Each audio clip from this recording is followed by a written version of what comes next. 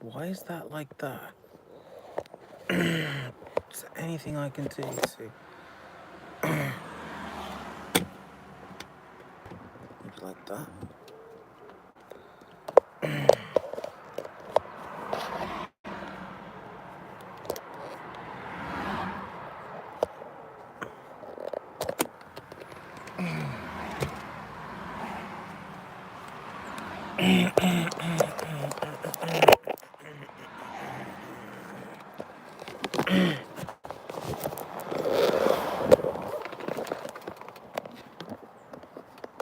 That's a lot better.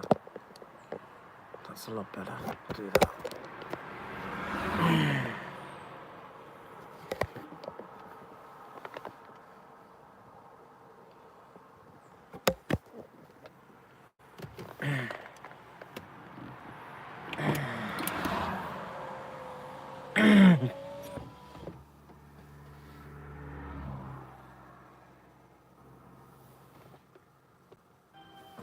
It's surrounded by the sparkling blue water of the Bosphorus, defended by miles of walls with watchtowers and gates.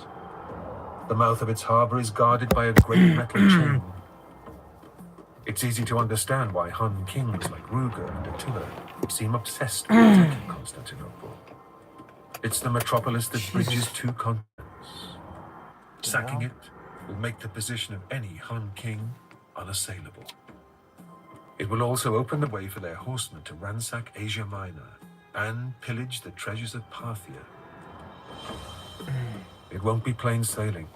Constantinople is protected by the famous double line of the Theodosian walls.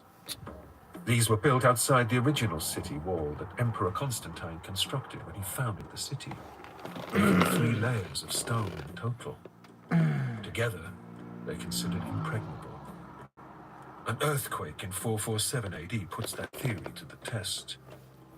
With the defensive line badly damaged, everything is in place for Attila to strike.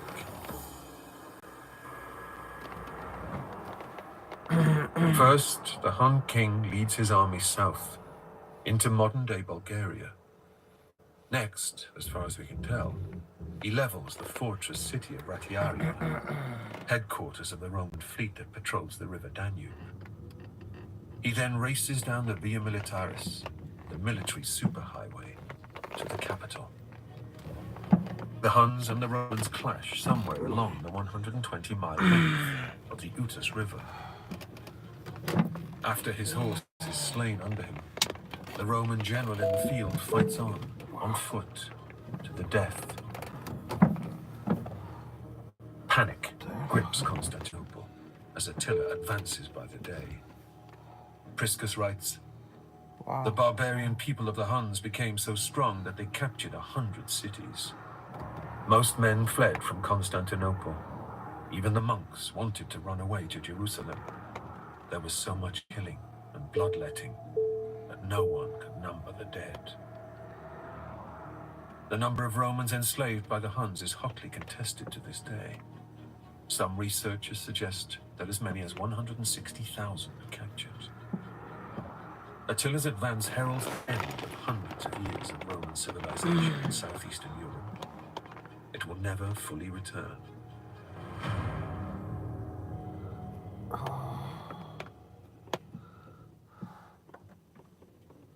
Recent work by archaeologists has given us fascinating insights into the ways that city dwellers responded to Hun attacks.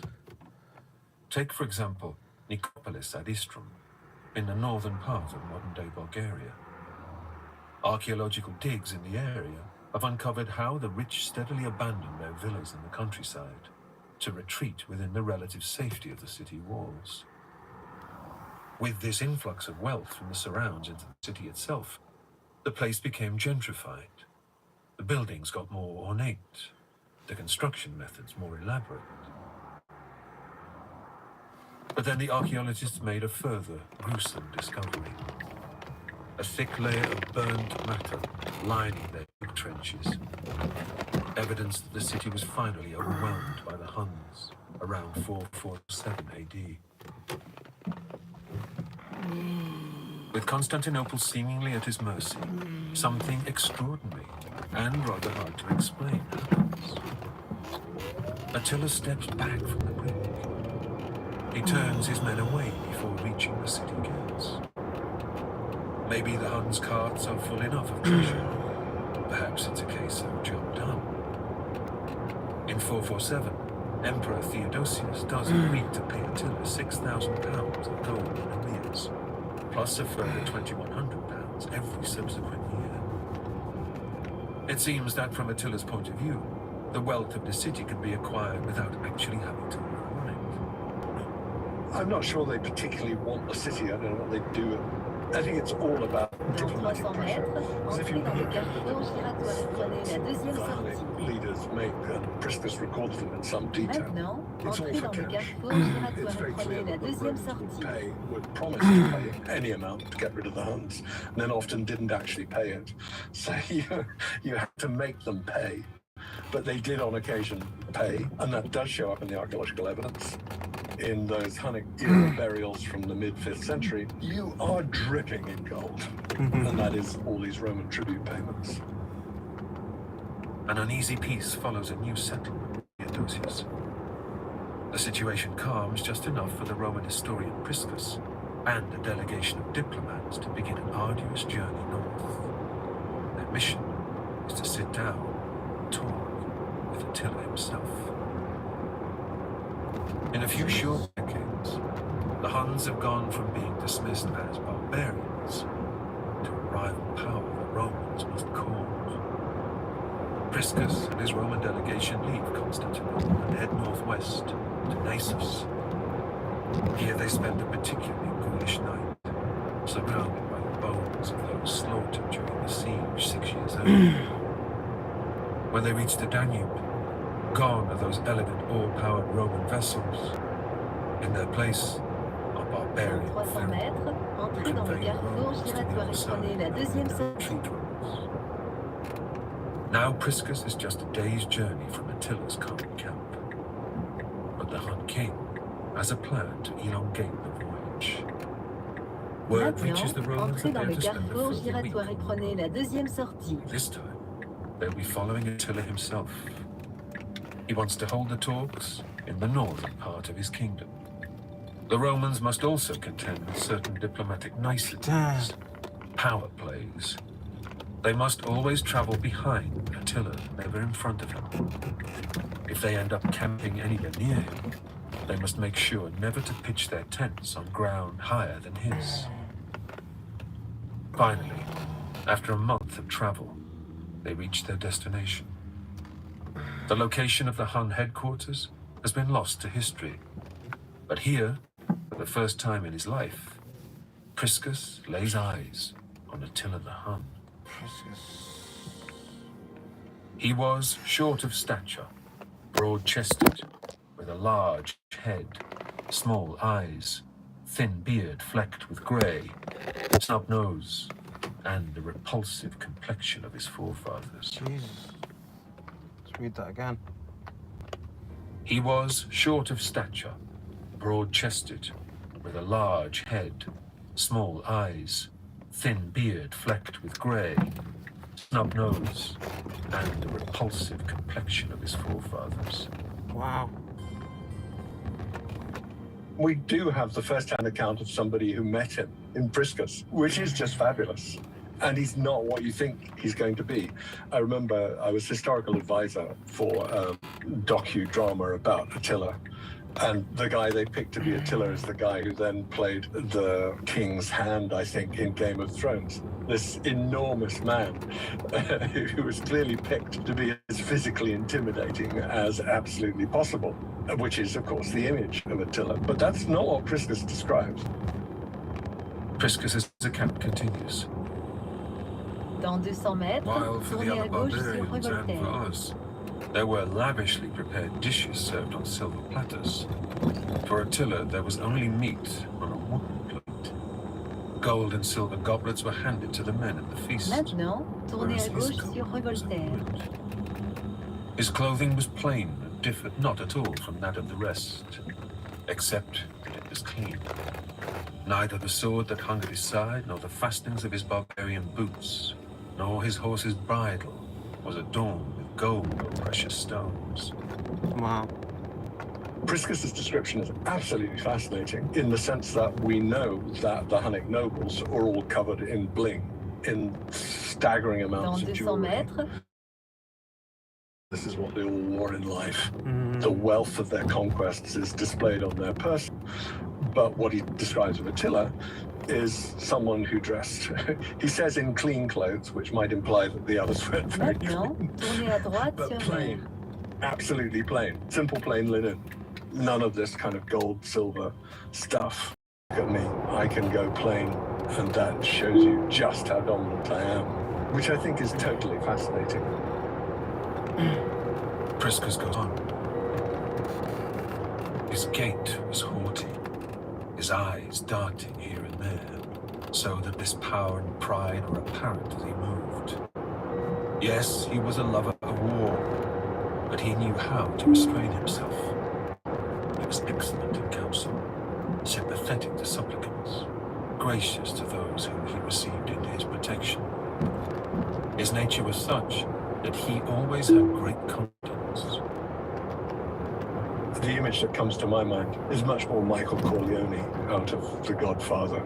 It's brains, a lot of courage, but not this kind of wild, brash, charismatic courage like the older brother in The Godfather who gets himself killed by acting impulsively.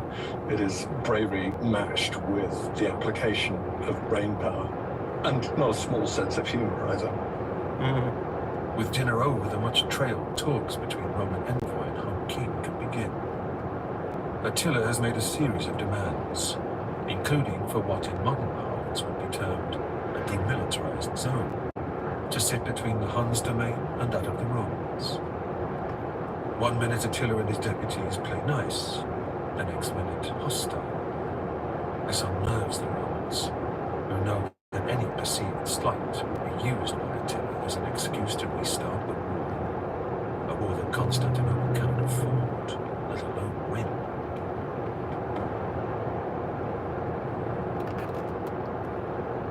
But then, another dramatic and rather bizarre twist. In advance of Priscus's arrival, the Hun spymasters discovered something. A covert scheme, an assassination plot designed to take out Attila. Priscus was not involved, or is he accused of being? As far as we can tell, he is oblivious to the whole thing. Nonetheless, this was clearly a Roman conspiracy, Attila declares. The perpetrators have been apprehended, and now he has dispatched a message of his own to Theodosius II. In the coming days, a Hun delegation arrives in Constantinople. Around the neck of one of them hangs a leather bag, an emperor supposedly dispensed to the would-be assassins. Another of the emissaries speaks directly to Theodosius. He tells him that he is the son of a nobly born father, and Attila too is of noble descent. But whereas Attila has preserved his noble lineage, Theodosius has fallen from his, and is Attila's slave, bound to the payment of tribute. In attacking Attila covertly like a worthless slave, Theodosius has acted unjustly to what is better. Fortune has made his master. The look on the emperor's face did not record it. Aye, how the tables have turned. So Attila needs excuses. He needs wars to fight. He's looking for a reason to pick a fight. The next targets available are going to be Gaul and or Italy, and they do try them both.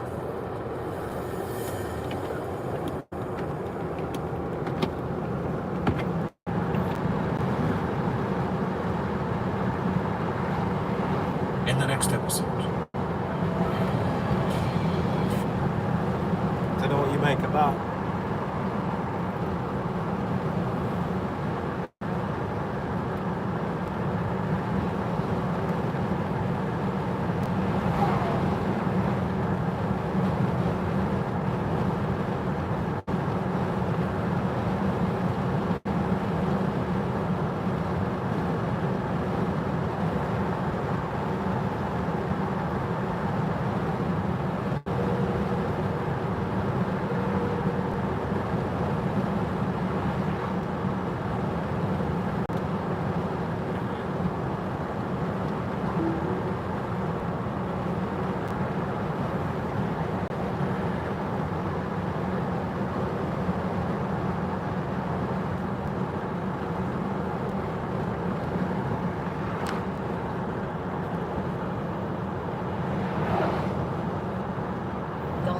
mètres, entrez le rond-point et prenez la deuxième sortie.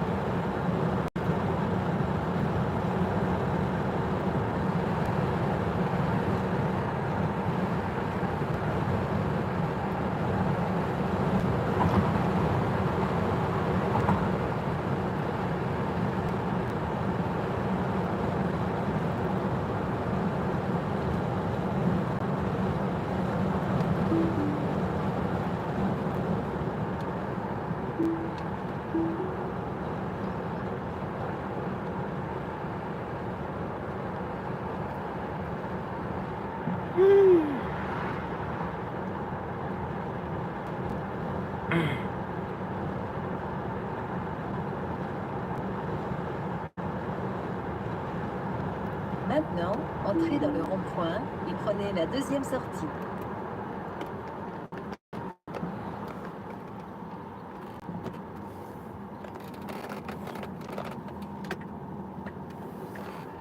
L'éclair. L'éclair.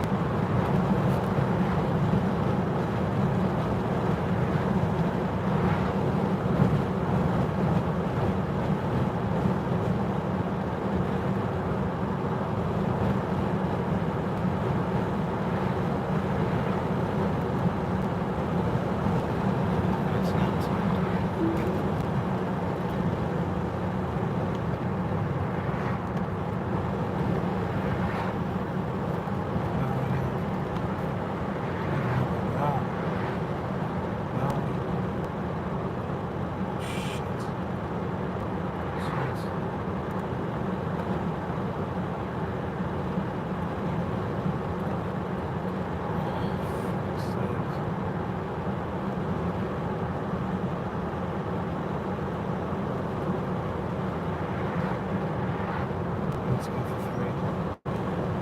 That's 3. 28. 20.